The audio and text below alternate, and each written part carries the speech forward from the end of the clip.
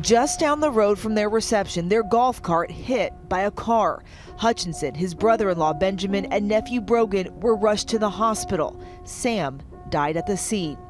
I remember waking up just kind of foggy, out of sorts, and I could see my mom's face, and you could just tell something was wrong. A joyous day turned tragic when a pregnant bride suffered a stroke and died on her wedding day.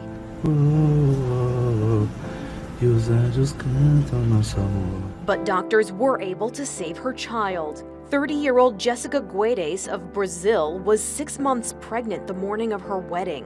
She was reportedly on her way to the ceremony when she passed out, having complained of pain and dizziness. Shortly after 5 p.m. this evening, the Connecticut State Police Western District of the Major Crime Squad located the remains of a human secreted within a wall inside the building at number 10 Amistad Street.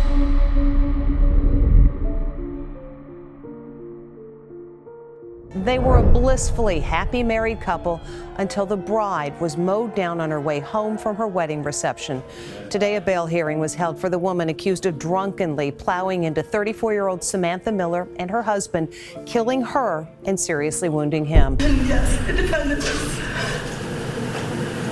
made the conscious decision to get into her vehicle after drinking all day and take away my daughter. So I do believe she's a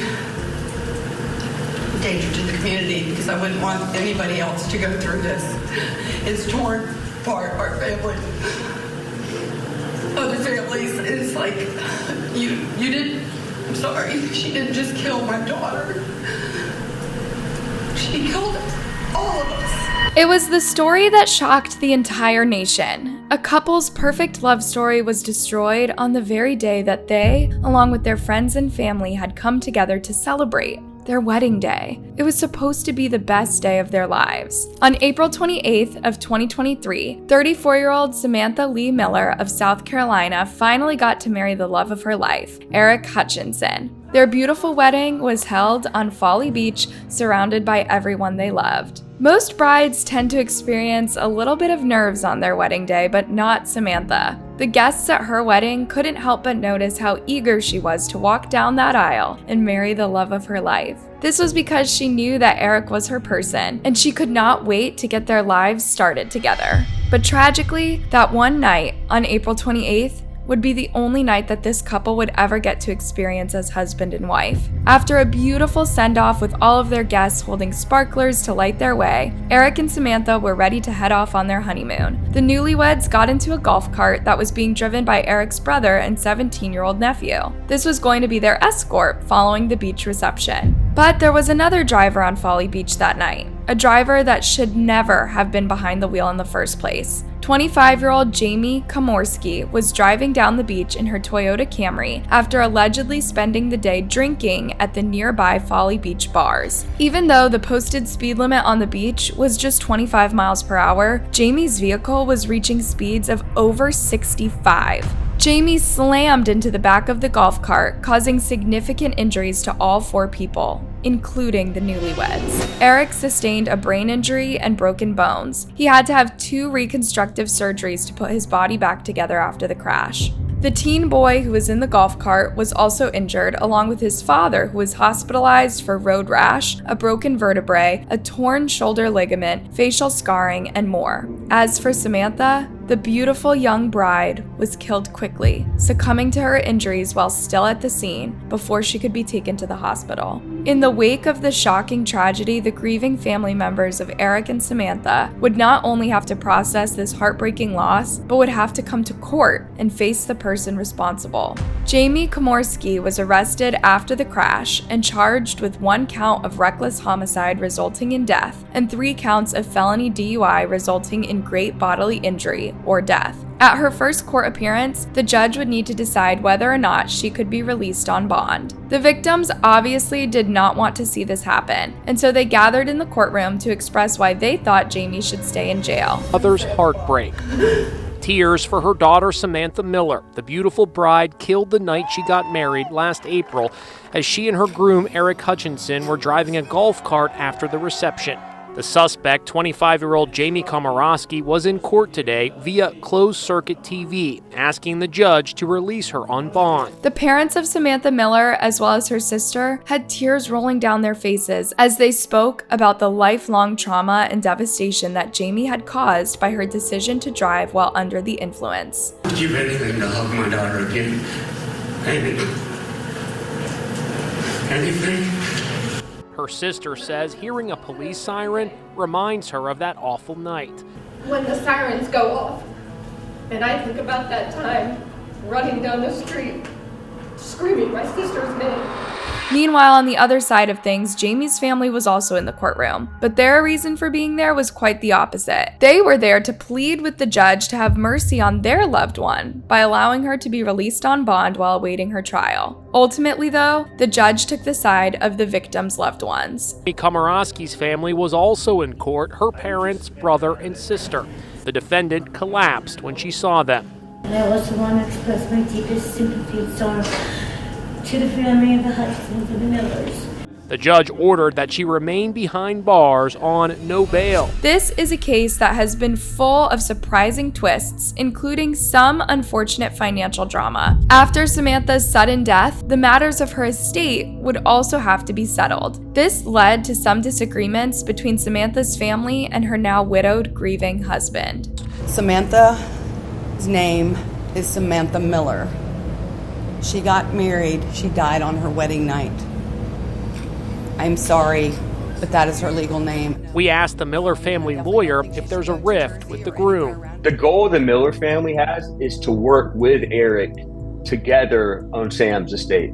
A tragedy that has turned two families upside down. As for Eric, this has been like a nightmare that he has not been able to wake up from. Eric was unconscious after the accident and then spent more time in the hospital undergoing life-saving procedures. It was only after he woke up in the hospital that the horrible news was broken to him. The love of his life was gone. Hutchinson says he and his wife Sam were excited to get married, already planning to start trying to have kids and buy a home. Instead, now he's planning her funeral. Can you imagine getting to marry the love of your life and expecting to be with them forever, only to have your entire future stolen from you? Sam's just got that glow. The grief still raw for Eric Hutchinson. She's the type that walks in a room and you notice. In a single moment, Jamie took the best day of Eric's life and turned it into the absolute worst. Trying to wrap my head around it. That night going from an all-time high to an all-time low. It's pretty rough to try to comprehend. The night of the wedding, what are your favorite parts of it? Having family, we had family, friends from all over the country, everywhere there, and everyone was just so happy. One of the things that makes this impossibly heartbreaking situation all the more tragic is how perfect everything was up until the accident. Remember the crash happening at all? I don't. I wish I did.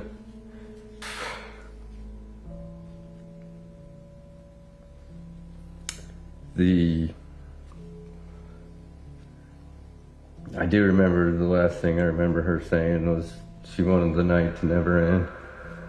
It's one thing to imagine what it would look like for a car to slam into a tiny golf cart while hitting 65 miles per hour and up. It's another thing to actually see the damage caused by the impact. Take a look at this gut-wrenching scene. Just down the road from their reception, their golf cart hit by a car. Hutchinson, his brother-in-law Benjamin, and nephew Brogan were rushed to the hospital. Sam died at the scene. I remember waking up just kind of foggy, out of sorts, and I could see my mom's face and you could just tell something was wrong. And it was Eric's mom who broke the news to him about Samantha. Where's Sam? Where's Sam? And then that's when she told me it was the incident. and that Sam didn't make it. Eric ended up filing a wrongful death lawsuit against both Jamie Komorski and several different bars and restaurants located in the Folly Beach area where Jamie was supposedly able to consume excessive amounts of alcohol. The lawsuit alleges that she was overserved. In fact, after the accident, it was revealed that her blood alcohol level was more than 3 times over the legal limit. While recovering from his own injuries, including 2 broken legs, Eric had to return to the apartment that he and Samantha both shared without her. Be back here. It's hard, but it's also nice. Like you can just, it's got Sam written all over the house. So it's nice to be here and have good memories.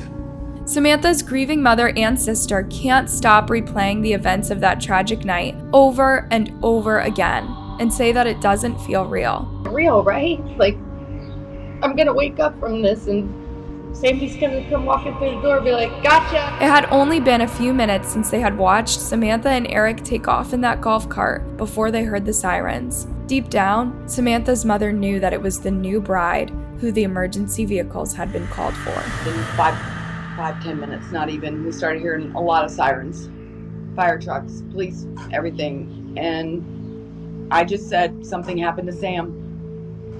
I knew something happened to Sam. We were just running down the street towards the scene and all the lights and just screaming Sam's name over and over again. It was, when you think of it, it's really like a really bad movie.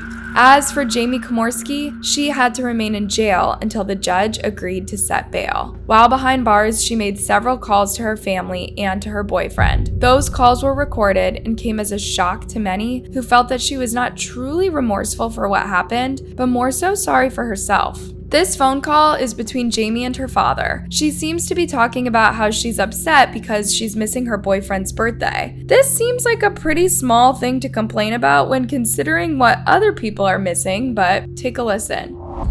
How are you? I'm good. Okay. Better than Yeah, it's just it's CJ's birthday and...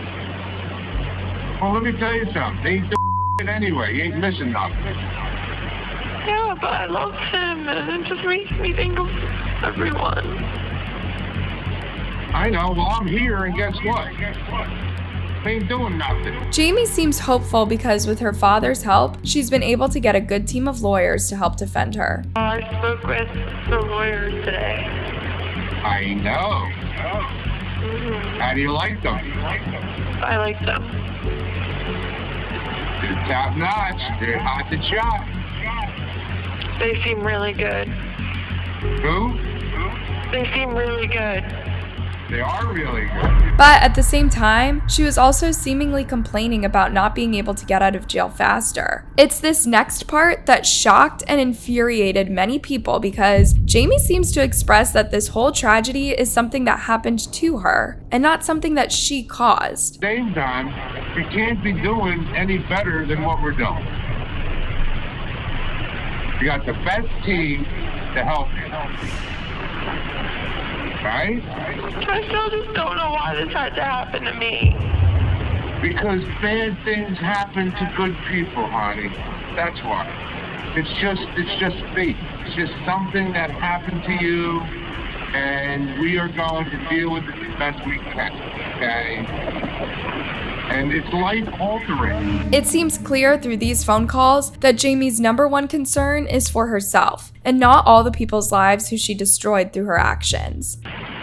You're going to, experience stuff that you never thought of, and when it's all over and done with, and everything is finished, you're going to be a better person. Then what if they send me away for a really long time?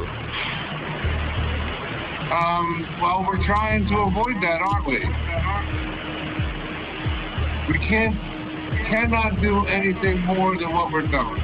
Now, Jamie must know that all of her jailhouse phone calls are being recorded, and that many of them are being publicly released. So, obviously, it would be in her best interest to appear as remorseful as possible. But if anything, she seems to do the opposite. I was it was 2 slices of white bread, an uncooked piece of bologna, like this big, uncooked piece of bologna, and then like cabbage and 2 cookies. Oh, you got 2 cookies. Do you get any like condiments, like mayonnaise or mustard? No. They fed us hot dogs one night, 2 hot dogs, and no ketchup or anything. Oh my gosh. No buns or anything. It's so bad.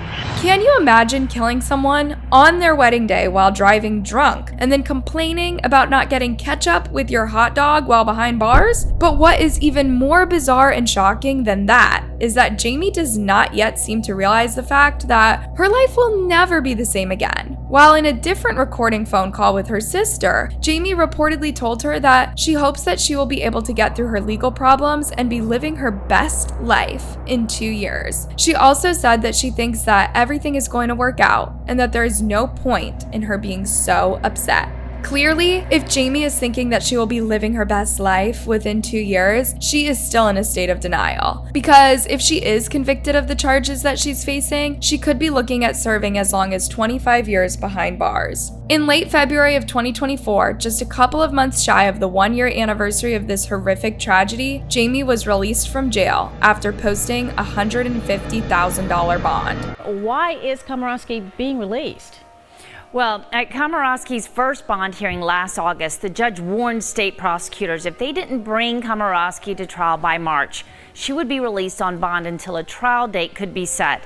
No trial date has been scheduled, and that means for now, Komorowski is free. Jamie may not be behind bars, at least for now, but that hardly means that she is experiencing the kind of freedom she had before slamming her car into that golf cart in April of 2023. As a part of her release agreement, Jamie will remain on house arrest. The only time she can leave is to go to court or to the doctor. She is not allowed to drink alcohol and will have to wear a device at all times that monitors her blood alcohol level through sweat. She also cannot drive a car and had to surrender her passport. On the day of her release, Jamie was picked up from jail by her dad. She wore a hood and kept her head down as she rushed quickly to a vehicle waiting for her. She did not speak to any of the reporters gathered outside. There has still been no update on when Jamie's trial will begin, but it is sure to be one that is going to be full of intense emotions and even more shocking twists. As for those very telling Jailhouse phone call recordings, they could be used during the trial by the prosecution to try to argue that Jamie is not remorseful and deserves to spend the maximum amount of time behind bars. What sort of sentence do you believe is fair for Jamie Komorowski to receive? Obviously, the family members of those affected by this tragedy want to see her spend as much time behind bars as possible, which could be 2.5 decades. But if she is convicted, her defense team will try to get her off by serving no more time behind bars at all. Only time will tell what her fate is ultimately going to be.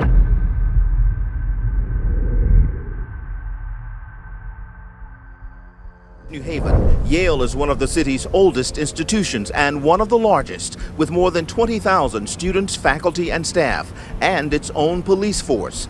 But the mysterious and troubling disappearance of doctoral student Annie Lee, with intensive media coverage of the investigation, is most unwelcome publicity. Yale University is one of the most prestigious colleges, not only in the United States, but in the world. It was the place where a bright young woman named Annie Lee chose to continue her education as she worked towards a doctorate degree in pharmacology. Born into a Vietnamese American family, Annie had worked hard her entire life. She also wanted to help other people, especially those with devastating illnesses like cancer. After graduating as her class valedictorian in high school, Annie began the next level of her education at the University of Rochester in New York, where she was awarded a scholarship and then was accepted into a graduate program at Yale. It was at Yale that Annie did important research into the treatment of different types of cancer. It was also at Yale that Annie met the love of her life, her fiancé, Jonathan Wadowski. Annie could hardly wait for her wedding, which was set for September 13th of 2009. She had planned out every single detail. Annie has been planning this wedding for over a year with John, and she was very excited.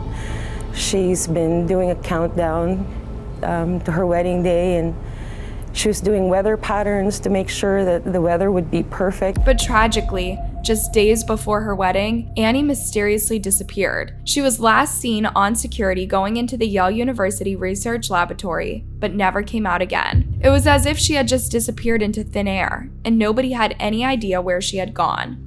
In a series of emails, university officials urged the Yale community not to speak to reporters who can be very aggressive in situations like this, where there are more questions than answers. Instead of us thinking of an Ivy League institution and an excellent education, we're thinking about crime and safety. What could have happened to this bride-to-be who went missing just days before her wedding? Had someone hurt her? And was the rest of the Yale community at risk? Because Annie had been seen on video surveillance going into the building where the laboratory was located, but was not seen going out, cops began their search by combing through the building, looking for any signs of where she could have gone. At first, they didn't find anything, but then, 4 days after Annie was reported missing, there was finally a break in the case. 4 days after Lee's disappearance, the university's police chief sought to reassure the Yale community. The concern reaches far beyond the New Haven campus. His parents are calling in, checking, are you safe? Today, authorities continue to work in the laboratory where Annie Lee was last seen.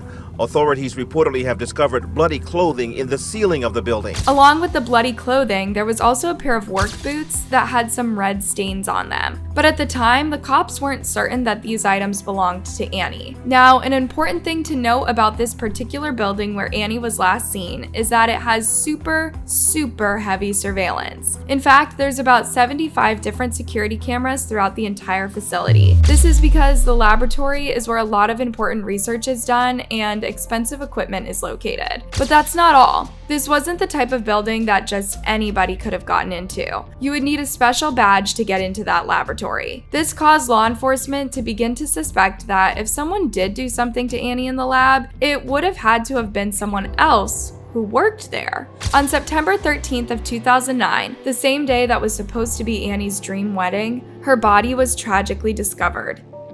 Shortly after 5 p.m. this evening, the Connecticut State Police Western District of the Major Crime Squad located the remains of a human secreted within a wall inside the building at number 10 Amistad Street. It was the end to a desperate search that nobody had wanted. Annie Lee had been murdered. It was determined that her cause of death was asphyxia due to neck compression, which means that somebody most likely put their hands around her neck and violently squeezed until they cut off her air supply, eventually killing her. That's just, it's a very sad thing to have happen here at the university, so sorry. I really tried to remain as hopeful as possible throughout. I certainly didn't think it would end in the way that it did. I think it's just incredibly gruesome. It was the type of senseless tragedy that nobody could understand. Annie had been absolutely beloved within the Yale community. Nobody could imagine anyone wanting to hurt her. The fact that this happened just days before she was going to marry the love of her life just added even more salt to the wound. Annie's funeral service was widely attended as people came from all over to pay their respects. To share the happiness of our children. I look forward to meet you and any friend.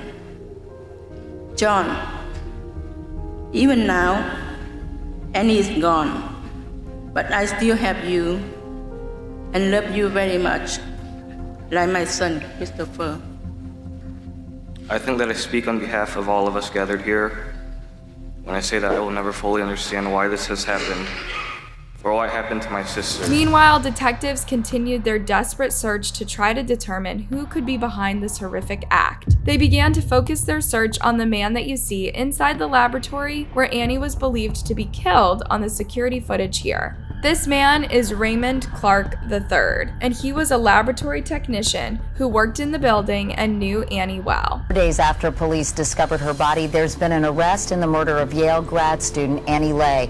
Police arrested a man who worked with her in the lab where her body was found. Tonight, he's charged with murder, and those who know him are trying to understand why. While there was relief throughout the community that somebody had been arrested in connection to Annie's murder, most people could hardly believe that Ray was the one responsible. Those rights. 24-year-old Raymond Clark III stood before a judge in a New Haven courtroom accused of murdering Yale grad student Annie Lay. He was pale as the judge imposed $3 million bail. Clark was arrested this morning at a motel where he spent the night under heavy police watch. Ray was well known on campus and considered a normal, friendly guy. Kind of guy would say hi to everybody, just a genuinely nice person. I never saw anything unusual, weird, angry, nothing. I didn't see. But as we see in these sorts of cases time and time again, just because someone seems nice doesn't mean that they don't have a dark side that only the very closest to them get to see. According to a former ex-girlfriend of Ray's, he had that kind of dark side and had been known to get violent in the past. He didn't want it to be over, and an incident occurred, and I took the steps that I thought would be the best way to handle it, and I went through the school and I went through the police. Initially, Ray pleaded not guilty in January of 2010. However, the evidence against him was overwhelming. Not only was his DNA found on Annie's body, but there was video surveillance proving that he was the only other person that had been in the laboratory with Annie on the day that she was killed. Some people believe that Ray had been obsessed with Annie for a long time, and that he grew enraged after being rejected by her. Others viewed it as a crime of opportunity, as it was discovered that Ray had also assaulted Annie before killing her. But at the end of the day, nobody really knows why Ray would do something like this to a person who's supposedly considered a friend. The only person that really truly knows the motive in this crime is the suspect. What made him do what he did, and we may not know till trial, or we may never know. In March of 2011, Ray ended up taking a plea deal and changing his plea. In exchange for pleading guilty, he had a chance at receiving a possibility of parole instead of a guaranteed life sentence. Ultimately, he ended up being sentenced to 44 years behind bars, meaning he will first be eligible for parole in 2053. After his sentencing, Ray said he was sorry for what he did, but never revealed what his motive had been. Do you believe that 44 years behind bars is a fair sentence for such a brutal assault and murder? Or do you think Ray deserves to spend every last bit of his life behind bars? Let us know what you think in the comments below.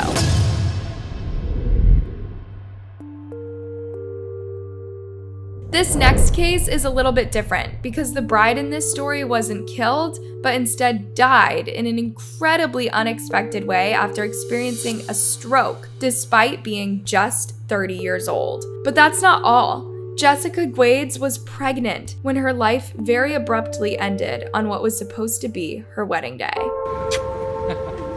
A joyous day turned tragic when a pregnant bride suffered a stroke and died on her wedding day.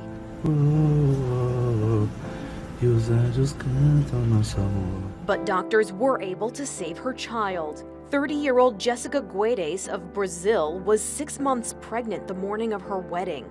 She was reportedly on her way to the ceremony when she passed out, having complained of pain and dizziness. As you can see in these quick snapshots taken beforehand, Jessica was all dressed and ready for her big day. She looked absolutely flawless as she got ready to walk down the aisle. But before she could even get to the ceremony, tragedy struck out of nowhere. When Jessica first began saying that she wasn't feeling well while riding in the limo on the way to the ceremony, some thought that it could just be nerves. But then she began complaining of shooting pains along her neck as well as dizziness. Instead of being taken to the church for her wedding, she was rushed to the hospital instead.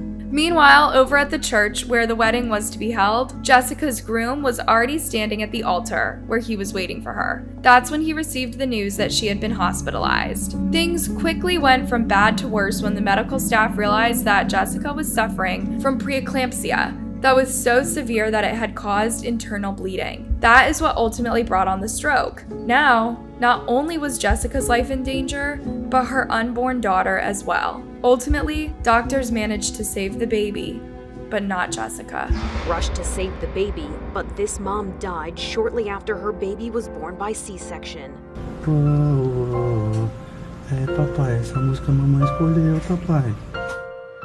Little Sophia came into the world about 10 weeks early and under heartbreaking circumstances. Now Jessica's groom, Lieutenant Flavio Goncalves, has suddenly become a single dad who will have to raise his newborn daughter without the love of his life by his side. Jessica's loved ones say this tragedy was unexpected in every way. Jessica, who was a nurse, understood the importance of prenatal care and was doing everything she could to ensure that she was in the best possible health for her pregnancy. She had no known health problems, exercised often, and ate well. She was believed to be completely healthy. In a statement, Jessica's groom said that despite the pain and devastation that he is experiencing, he knows that she would want him to be strong for their daughter. Thanks for watching, and don't forget to like and subscribe for more.